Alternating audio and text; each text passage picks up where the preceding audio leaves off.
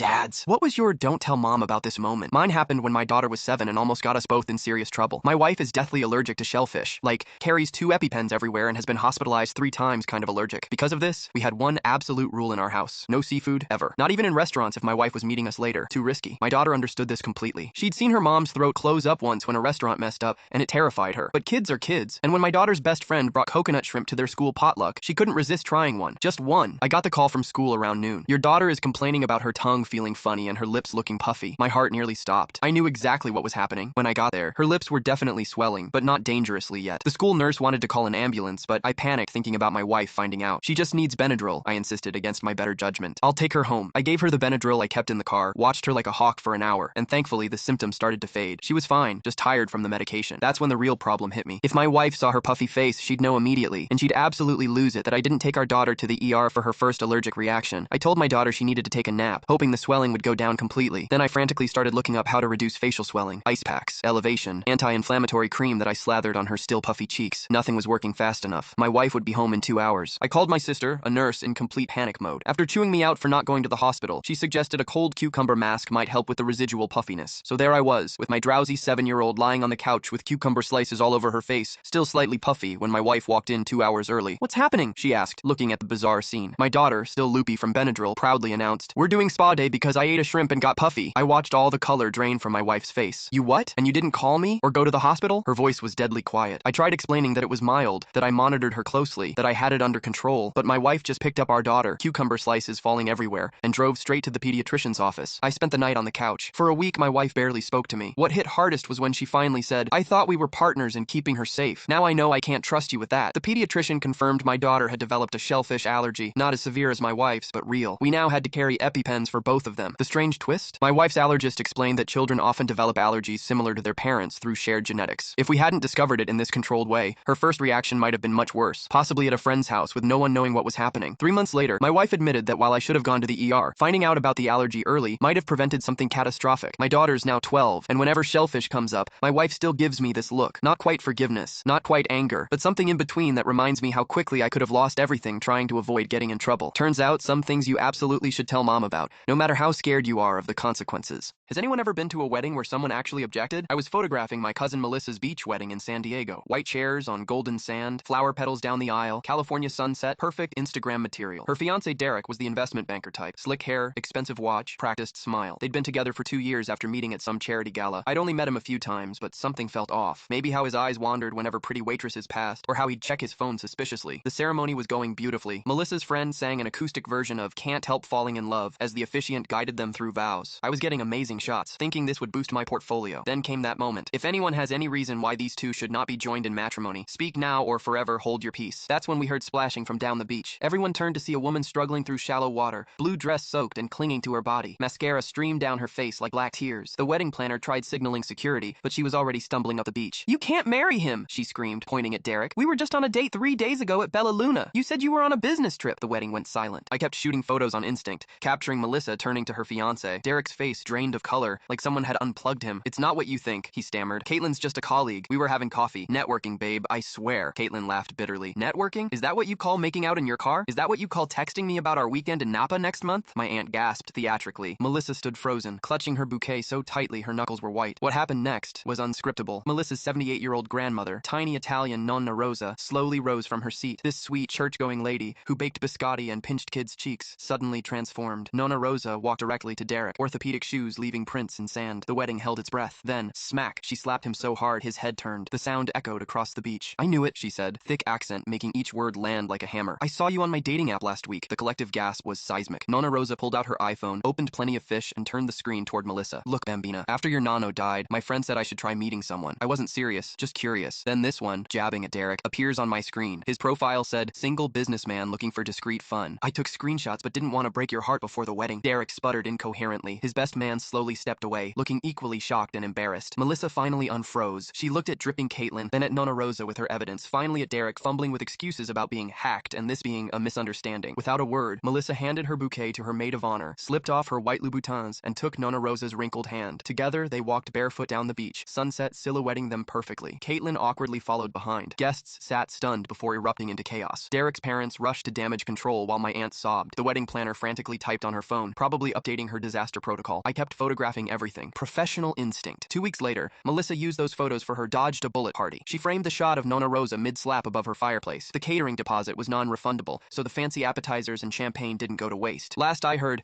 Nona Rosa and Caitlin became unlikely friends, meeting for coffee to compare dating horror stories. And yes, I got paid in full for the photos, plus a bonus for capturing what Melissa calls the moment dignity won.